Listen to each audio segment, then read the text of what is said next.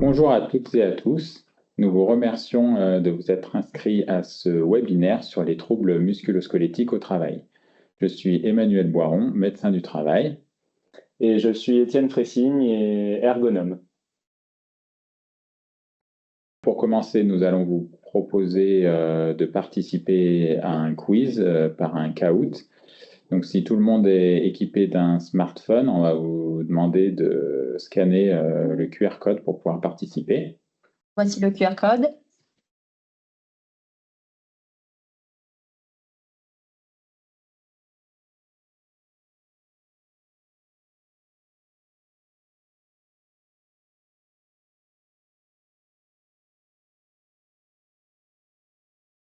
Les TMS concernent les articulations, les muscles, les tendons, le dos uniquement, les cancers, la santé mentale.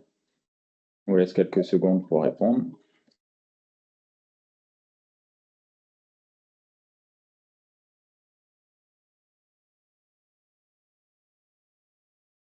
Donc, on voit qu'il y a 11 personnes qui ont répondu les articulations, une personne qui a répondu le dos uniquement, 12 les muscles, 2 les cancers, 10 les tendons et 3 la santé mentale. Donc, les réponses correctes sont les articulations, les muscles et les tendons. Mais on vous expliquera dans la présentation. On va passer à la question suivante. Donc là, il y a le score, les meilleurs.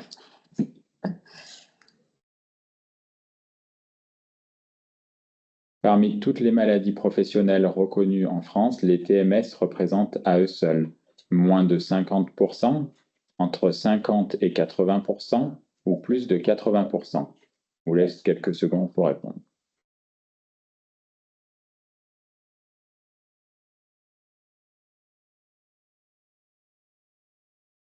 Donc, la réponse était plus de 80.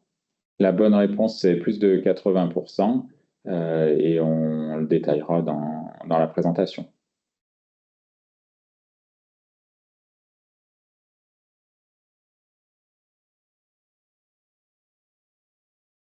Les TMS augmentent dans mon entreprise. Pourquoi? Le travail est trop dur physiquement, le travail est mal organisé, les salariés font n'importe quoi, l'environnement de travail est bruyant, certains salariés font du sport ou du bricolage le week-end, ou peut-être tout cela à la fois. On vous laisse quelques secondes pour répondre.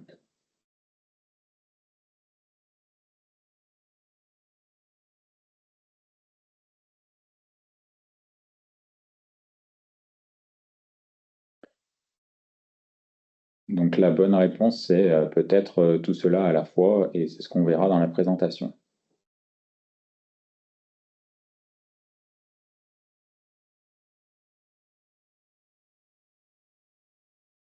Dernière question. Dernière question. Comment prévenir le risque de TMS dans l'entreprise? Il y a plusieurs réponses possibles. En fournissant des exosquelettes à tout le monde, en analysant le travail actuel et futur, en apprenant aux salariés les bons gestes et les bonnes postures, en écoutant les salariés et en agissant collectivement, par des transformations techniques, organisationnelles et humaines, en sous-traitant le travail pénible. On vous laisse quelques secondes pour répondre.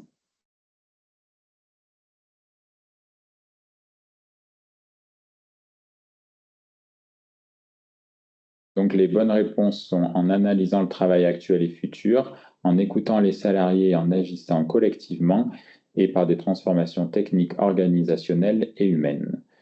Et nous verrons ça dans la présentation.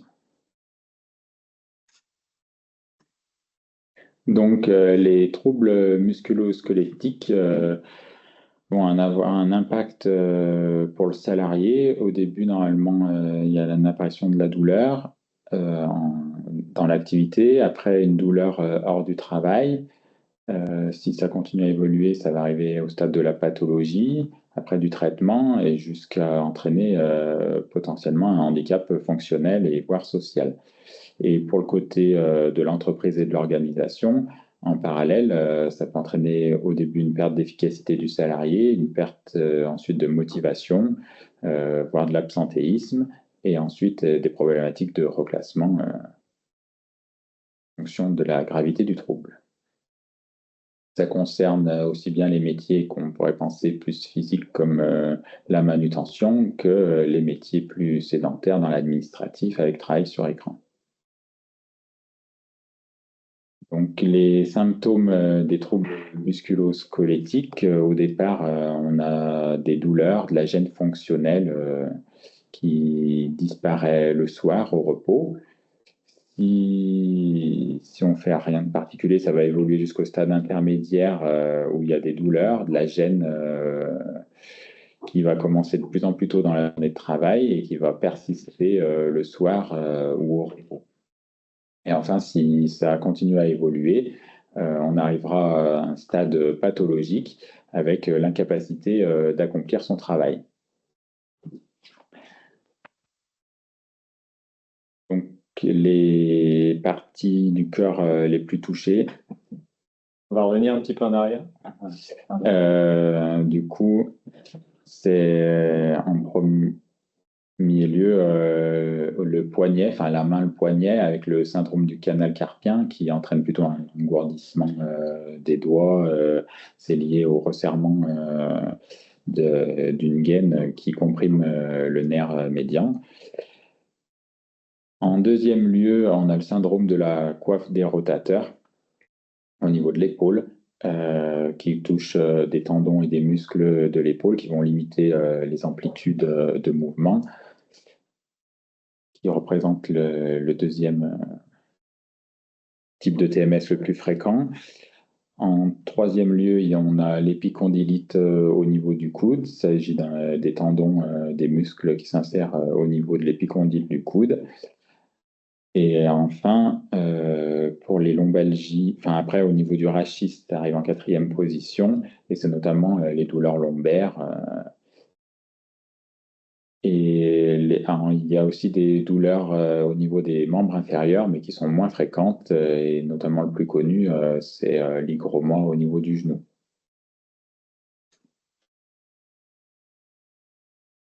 Donc les TMS, c'est la première cause de maladies professionnelles.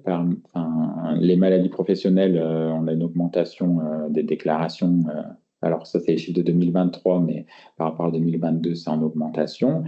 Et sur les 47 434 maladies professionnelles reconnues en 2023, on a 41 937 maladies professionnelles qui sont reconnues pour des troubles musculo-squelettiques, qui montre une hausse de 9,5% par rapport à 2022. En somme, les TMS, ça représente 88% des maladies professionnelles en 2023. Et maintenant, je vais laisser la parole à Étienne pour la suite. Oui, donc les TMS sont très fréquents déjà et ont des impacts pour le salarié, mais aussi des impacts pour l'entreprise. Là, on a quelques chiffres qui nous permettent de situer le problème. Donc, 87, 88, alors ça varie d'1 ou 2%, mais c'est assez stable en fonction des années. 87% des TMS, des maladies sont des TMS. On a des problèmes de dos qui sont peu fréquents, mais qui ont des conséquences souvent graves, puisque la lombalgie représente la première cause d'inaptitude avant 45 ans. Donc, le dos à lui seul concentre pas mal de soucis. On a des chiffres ensuite sur le nombre de journées de travail perdues, le coût pour les entreprises, 2 milliards d'euros. Enfin bon, voilà, c'est des coûts assez importants chaque année qui sont perdus en raison des TMS. Pour vous donner quelque chose d'assez concret, voilà, il y a un chiffrage qui a été fait en prenant en compte à la fois les coûts directs et les coûts indirects liés au TMS. Un jour d'arrêt représente en moyenne 320 euros. Donc voilà, un salarié qui s'arrête un jour pour raison de santé, eh ben, c'est comme si on perdait, comme si on faisait un chèque de 320 euros à la poubelle. Un licenciement pour inaptitude, en moyenne, c'est à peu près un coût de 45 000 euros. Donc on voit bien qu'il y a quand même une problématique économique aussi autour des TMS. Alors les TMS, on va essayer de voir comment les prévenir. Alors les TMS ne sont pas que d'origine biomécanique. Là, il faut tout de suite tordre le cou à certaines idées reçues. Les TMS ont des causes multifactorielles. On a tendance à penser uniquement aux gestes, aux postures, aux efforts de manutention et autres. On a tendance à penser aussi aux facteurs individuels, à l'âge, voilà, la fatigue des uns et des autres. Mais en fait, il faut avoir à l'esprit qu'ils sont tout autant liés à d'autres facteurs, notamment des facteurs organisationnels, des facteurs environnementaux et des facteurs psychosociaux. Et ils rentrent en ligne de compte au même niveau et doivent être traités de la même façon que les facteurs auxquels on pense en premier, comme les facteurs biomécaniques. Voilà. Donc sur l'ellipse de gauche, on voit aussi voilà, toutes tout l'environnement de travail, tout ce qui peut, tous les déterminants en fait, de l'environnement de travail qui peuvent avoir un impact sur l'apparition et sur la gravité des TMS. Alors pour prévenir les risques, alors on a vu au niveau des inscriptions des participants à ce webinaire qu'il y avait un certain nombre d'attentes. Alors je dis tout de suite, on va pas avoir la recette miracle. Là, vous ne ressortirez pas du webinaire en vous disant j'ai la réponse pour régler le problème des TMS chez moi. Donc voilà, au risque de vous décevoir, il n'y a pas de recette toute faite. Par contre, il y a une démarche, quand même, une méthodologie qui a fait ses preuves et sur laquelle on peut vous accompagner, mais on en reparlera. Déjà, la première chose, c'est de réaliser un diagnostic, un état des lieux de la situation, définir quelles sont les situations les plus à risque au niveau des TMS. Donc, pour ça, on a des outils comme la fiche d'entreprise, comme on aurait pu dire le document unique aussi, qu'on connaît plus, qui permettent de prioriser un petit peu les secteurs sur lesquels on va travailler. Il y a les études ergonomiques, il y a le suivi des accidents, de la sinistralité, des accidents de travail, des maladies professionnelles. Il y a des outils comme le rythme 3, par exemple, qui est proposé par la CARSAT et qui permet de s'approprier une méthodologie de prévention des entreprises en interne. Donc ça, c'est intéressant. Et après, il est nécessaire d'agir sur la base de ce diagnostic en essayant de réduire les contraintes à tous les niveaux, donc en explorant vraiment tout ce que j'ai dit avant au niveau des causes multifactorielles, les causes organisationnelles et psychosociales notamment.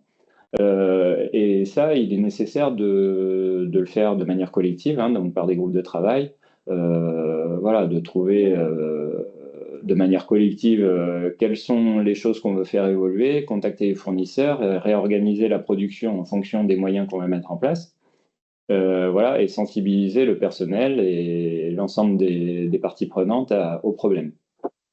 Ensuite, il est nécessaire aussi d'aménager en priorité les postes de travail des personnes qui souffrent déjà de TMS, parce que la prévention, c'est bien, mais malheureusement, on a des gens qui sont déjà en souffrance.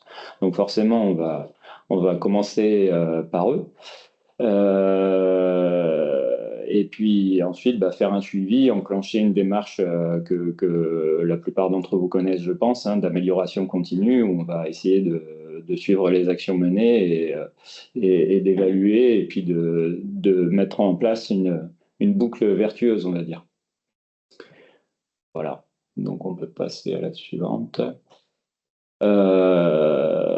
Donc ça, voilà, c'est la prévention. Ensuite, il faut agir sur le terrain. Alors, pourquoi agir? Parce que là aussi, on a vu les participants au webinaire, on a vu un petit peu vos profils, hein. On a pas mal de personnes responsables de la sécurité, de la santé-sécurité en interne. On a aussi des dirigeants d'entreprise là qui nous écoutent, des RH. Chacun va avoir une sensibilité propre. On va avoir des dirigeants qui vont être plus ou moins impliqués dans la démarche, des responsables QSE qui vont avoir plus ou moins de marge de manœuvre. Donc déjà, c'est important de savoir pourquoi agir.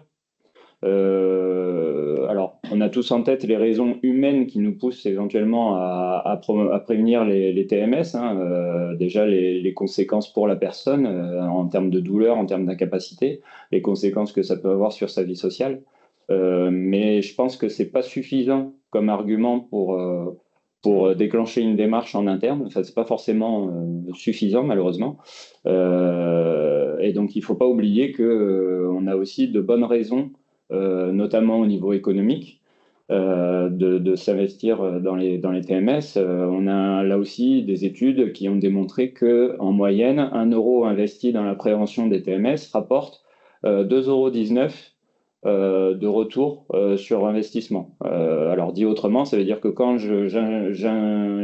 j'investis 100 € pour prévenir les TMS dans mon entreprise, je vais récupérer 119 €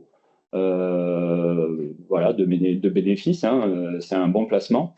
Voilà, sur une durée d'à peu près 1 an et demi pour avoir ce retour. Voilà, ça c'est le résultat d'études qui ont été faites à grande échelle.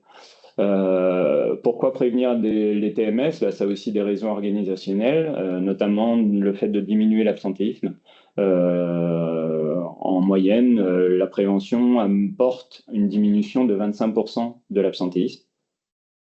Et puis, bah, ne pas oublier quand même, pardon, hein, mais on a aussi des raisons réglementaires. Je rappelle un extrait du Code du travail qui est que l'employeur prend les mesures nécessaires pour assurer la sécurité et protéger la santé physique et mentale des travailleurs. Donc ça, accessoirement, c'est la loi. Et donc, l'entreprise est obligée de s'y conformer. Voilà, je conclurai en disant que la prévention est un investissement et ne rien faire est un coût. Donc voilà, il faut se sortir de l'idée aussi que la santé et sécurité au travail, c'est coûteux et pénible. Au contraire, c'est un investissement et c'est un investissement qui rapporte de l'argent. Voilà, on peut continuer. Alors un peu plus concrètement, justement, une fois qu'on a convaincu tout le monde de s'impliquer dans la démarche, ben, on va constituer un groupe de travail. Alors un groupe de travail, bon, pour que ce soit quelque chose qui fonctionne bien, en général, on va se limiter à 10 personnes maxi. Et on peut y mettre un petit peu les acteurs qu'on veut, hein. Ça dépend un petit peu de la situation et du contexte de l'entreprise. Mais ce qu'on va retrouver très souvent, bah, ça va être déjà la direction. La direction, c'est vraiment essentiel qu'elle soit impliquée, hein. C'est la responsable, le directeur est responsable de la démarche en termes de moyens et de résultats. Les responsables des services généraux qui vont fournir les moyens, qui vont faire de la maintenance, qui vont remplacer les moyens défectueux éventuellement. Les managers de proximité qui doivent être au courant de la démarche aussi pour pouvoir manager leurs équipes et puis et mettre en place l'organisation, une organisation cohérente avec ce qu'on aura défini dans cette démarche-là. Les représentants du personnel sont bien placés aussi, puisqu'ils ont une mission, de par leur statut, de prévention des risques professionnels. On a aussi forcément nous, les services de prévention et de santé au travail. Nous, on va avoir une connaissance des effets du travail sur la santé et on va pouvoir vous accompagner dans cette démarche-là. Donc, c'est bien de nous impliquer. Et puis je finis justement par le personnage le plus important, mais malheureusement parfois absent de certains groupes de travail, à savoir les salariés directement concernés par la situation. Donc voilà, sur la base du volontariat, les salariés qui travaillent dans l'atelier ou dans l'environnement quel qu'il soit sont les mieux placés quand même pour participer, faire part déjà des difficultés et également trouver des pistes de solutions pour résoudre les problèmes. Voilà, ils ont une connaissance du travail réel, donc c'est les mieux placés. Et puis après, selon les cas, on peut rajouter les ressources humaines, les ressources internes en prévention s'il y en a dans l'entreprise, et QSE, HSE, des partenaires externes divers, hein, la CARSAT, la GFIP, il n'y a pas que nous, l'inspection du travail aussi. Et voilà. On va passer à la diapo suivante. Donc, la constitution d'un groupe de travail, pourquoi faire en fait? C'est pour pouvoir croiser un petit peu les informations. parce que le travail, chacun a une vision en fait sur un même travail. Ça, c'est quelque chose qui n'est pas forcément su, mais une situation de travail, elle est vécue d'une certaine façon par l'opérateur lui-même qui est dans cette situation. Elle est aussi perçue différemment éventuellement par l'opérateur qui va être en amont ou en aval de cette situation. Et puis, on va aussi avoir des perceptions différentes de la part des ressources humaines, du responsable qualité, du responsable production, de la direction. Enfin, tout le monde va avoir un petit peu ses convictions et sa représentation. Et donc, il est important de pouvoir croiser les informations pour trouver un chemin qui soit satisfaisant pour tout le monde et qui puisse prendre en compte toutes ces représentations. Voilà. Ce chemin, il va permettre de définir des actions, actions qui peuvent être à la fois techniques, ça c'est ce à quoi on va penser un petit peu en premier souvent, mais il n'y a pas que des moyens techniques, il y a aussi des moyens organisationnels et des moyens humains.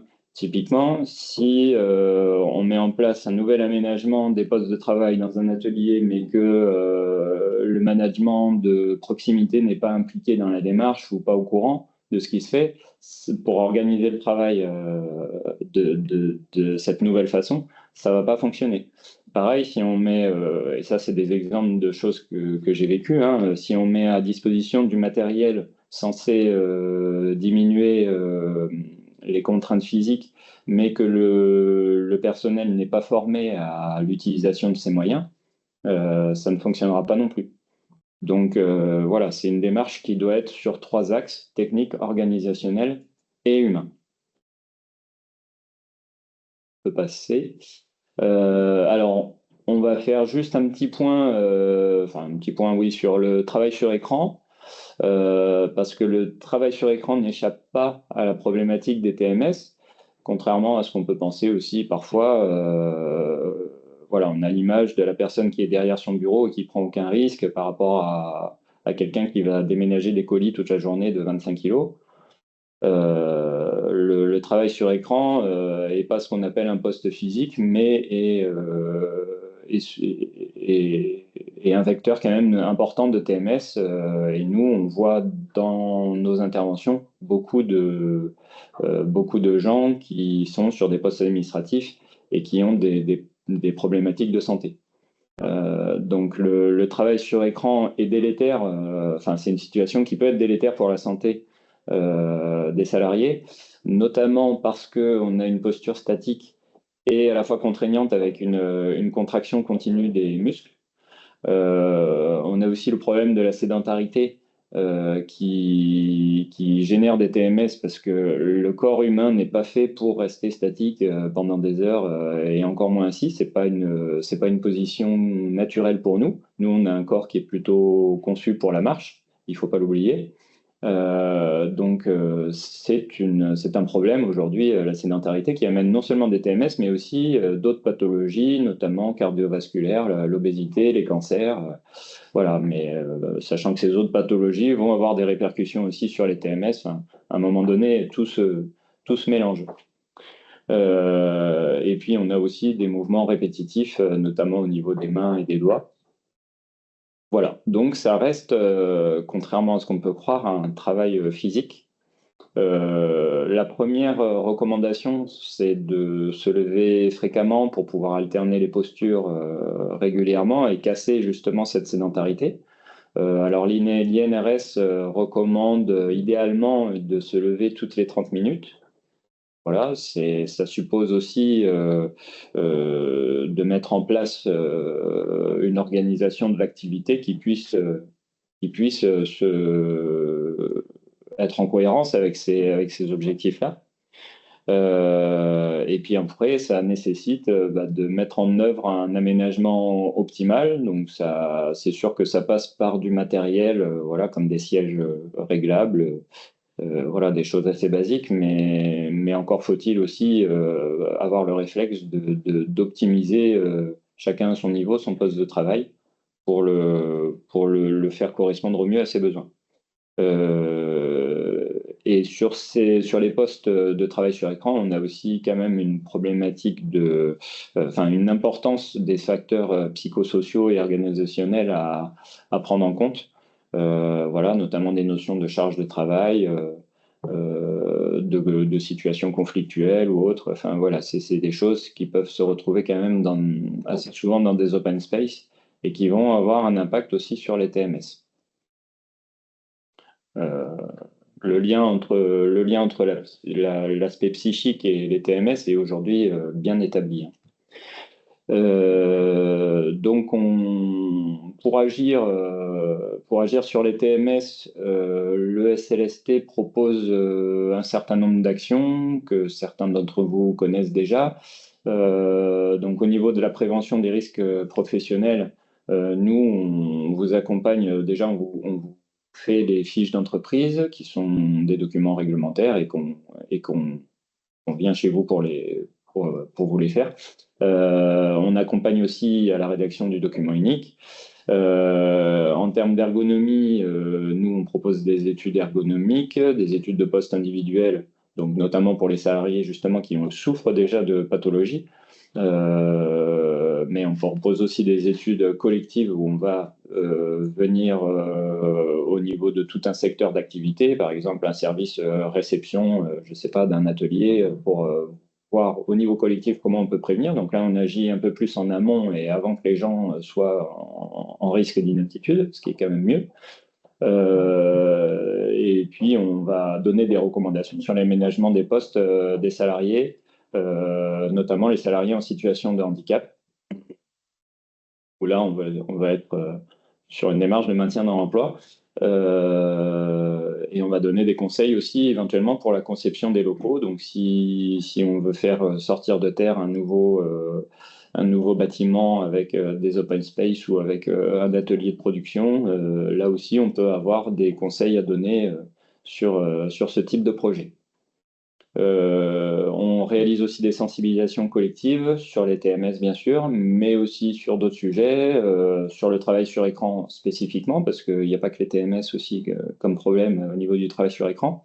Sur le bruit, sur le risque routier, la nutrition, les RPS, enfin, ça, on essaye de développer ça au fur et à mesure. Et on fait aussi des actions de métrologie. Là, je m'écarte un peu des TMS, mais on fait de la métrologie sur les risques chimiques, le bruit, l'ambiance lumineuse. Voilà. Je m'écarte pas tant que ça, puisque ça fait partie aussi de l'environnement de travail. Et ça a un impact, hein, le bruit, l'ambiance chimique, l'ambiance lumineuse ont un impact aussi sur la survenue et l'aggravation des TMS. Donc tout est lié. Pour des problématiques, alors certains, même lors de leur inscription, on fait part de problématiques précises. Si vous avez des problèmes, moi je vous invite à contacter le SLST et à vous mettre en relation avec le médecin du travail pour justement faire état de votre problème. Et à ce moment-là, le médecin pourra renvoyer un membre de l'équipe pluridisciplinaire, ergonome ou autre, pour traiter ce problème, que ce soit pour un aménagement de poste individuel ou un conseil un petit peu plus large au niveau collectif.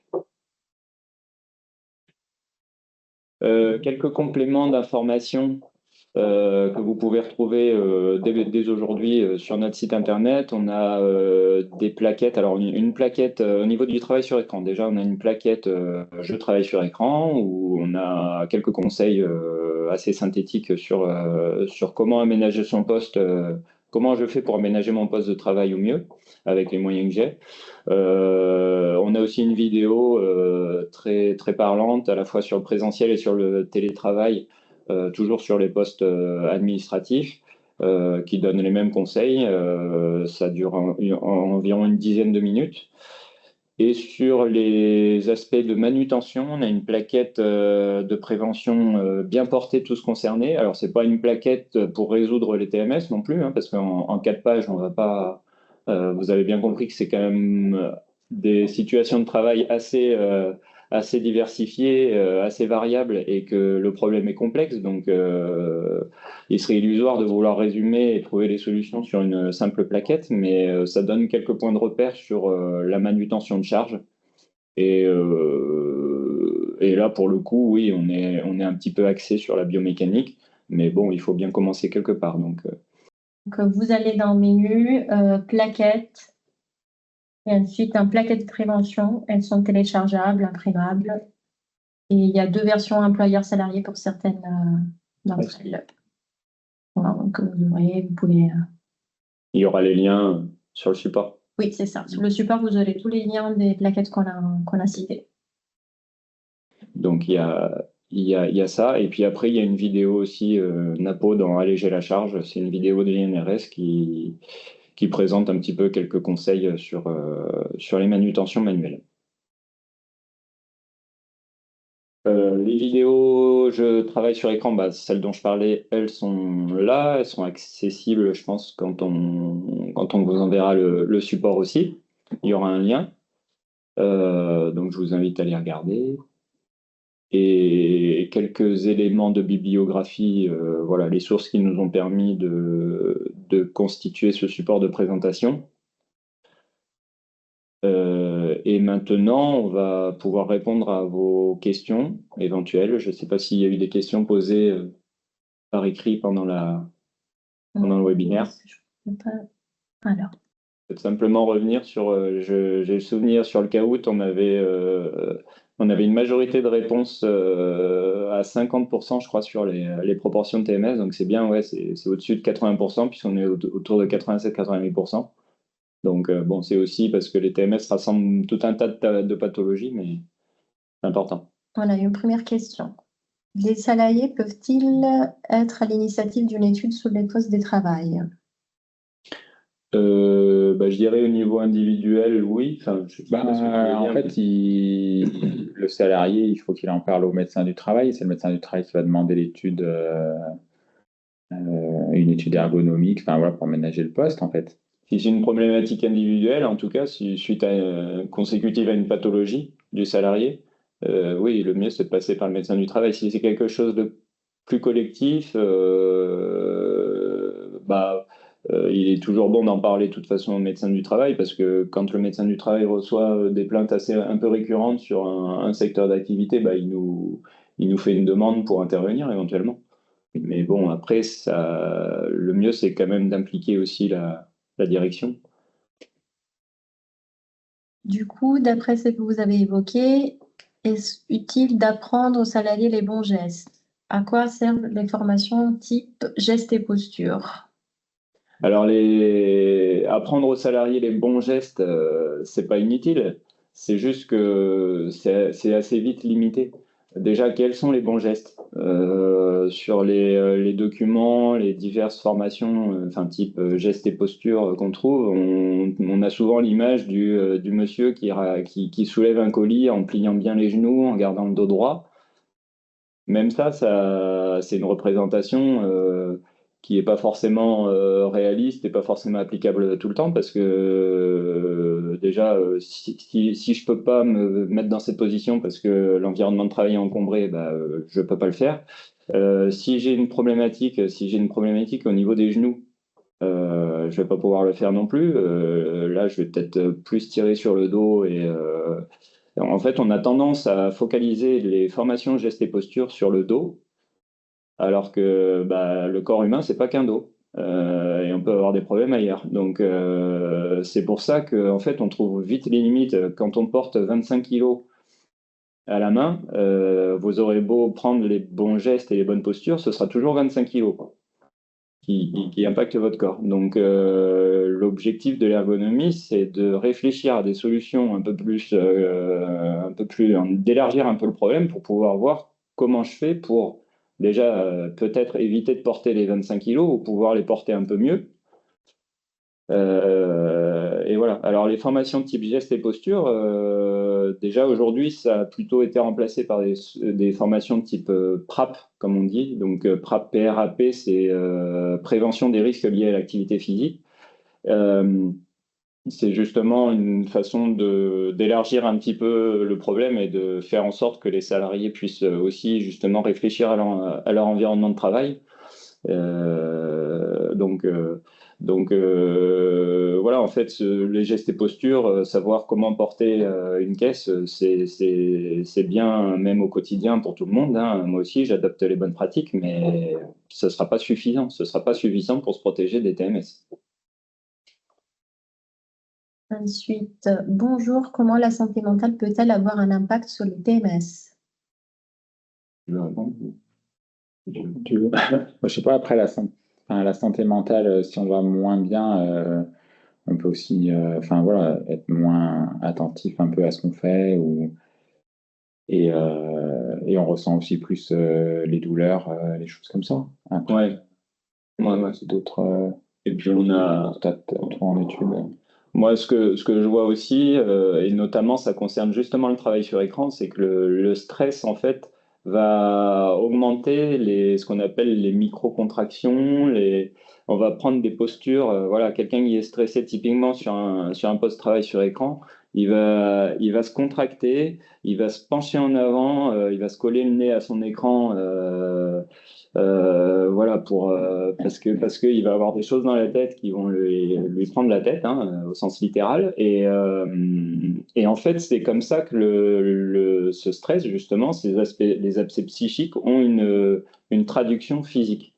Au-delà de ça, le stress, on sait que enfin, les atteintes psychiques, on sait que ça libère dans la chimie du corps un certain nombre d'hormones type, alors je sais plus, la dopamine, non, la noradrénaline, les choses comme ça, enfin, des hormones qui à dose élevée, en fait, vont augmenter le risque inflammatoire, vont augmenter les contractions des muscles, etc. Ça va avoir une traduction, là aussi, physique, mais vraiment, vraiment physique. En fait, ce qui se passe dans la tête va avoir des répercussions. C'est le cerveau qui commande le corps, ça va avoir ce type de répercussions. Et notamment au niveau justement des muscles qui vont entourer la zone un petit peu lombaire. Donc c'est comme ça que ça va avoir un impact. Allez-vous mettre un support à notre disposition pour échanger avec nos équipes sur site? En fait, enfin, oui, le support déjà sera, je ne sais plus si on l'a précisé au début, il sera diffusé. Et on réalise aussi des sensibilisations en entreprise sur les TMS. Donc, voilà, par exemple, moi, j'interviens en entreprise pour faire des sensibilisations. Voilà, donc ça peut créer aussi justement, ça peut être un premier pas pour enclencher ce type de démarche. Voilà, moi, quand je fais des sensibilisations en TMS, je demande aux entreprises enfin, dans le groupe auquel je vais m'adresser, hein, qui peut être 10 ou 15 personnes, je demande à ce qu'il n'y ait pas que des opérateurs d'ateliers, par exemple. Je demande à ce qu'il y ait des salariés directement concernés par les situations, mais c'est important pour moi qu'il y ait aussi des managers, des membres de la direction, des membres du CSE. Voilà, parce que justement, on va évoquer un petit peu tout ce qu'on a dit ici, hein, les aspects organisationnels, etc., et des choses qui vont pas pouvoir être réglées uniquement par l'opérateur à son poste de travail. Pour les demandes de sensibilisation, voilà, pensez bien à informer votre médecin du travail. Passez par votre médecin du travail pour demander l'intervention. Pouvez-vous intervenir en entreprise à la demande du CSE? Oui, c'est possible, mais ça a déjà été fait. Mais par contre, enfin, ça sera à la demande du CSE, mais on impliquera bien sûr l'ensemble de l'entreprise et directions comprises dans la démarche, hein. Donc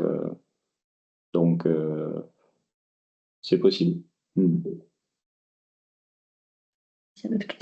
Avez-vous des formations spécifiques pour les CSSTT et CSE, hors formation obligatoire? Alors nous, on n'est pas organisme de formation. On fait des sensibilisations. Et oui, ça s'arrête là. On n'a pas, enfin, à ma connaissance, non, on ne fait pas de formation pour les CSE. Après, on peut intervenir en CSE ou CSSCT pour une présentation sur demande particulière, mais Mais après, en général, sinon, on essaye plutôt d'impliquer toute l'entreprise, comme le disait Étienne, du coup, pour sensibiliser sur les TMS, quoi. Parce qu'il faut que enfin, tous les acteurs de l'entreprise soient impliqués. Un petit Il y avait peu une dessus, question, oui, j'avais la aussi une CARSAT, ouais. question. Une question sur les programmes CARSAT, TMS Pro. Alors, sont toujours d'actualité. Alors, là, il y a plusieurs choses. En fait, on a toujours la CARSAT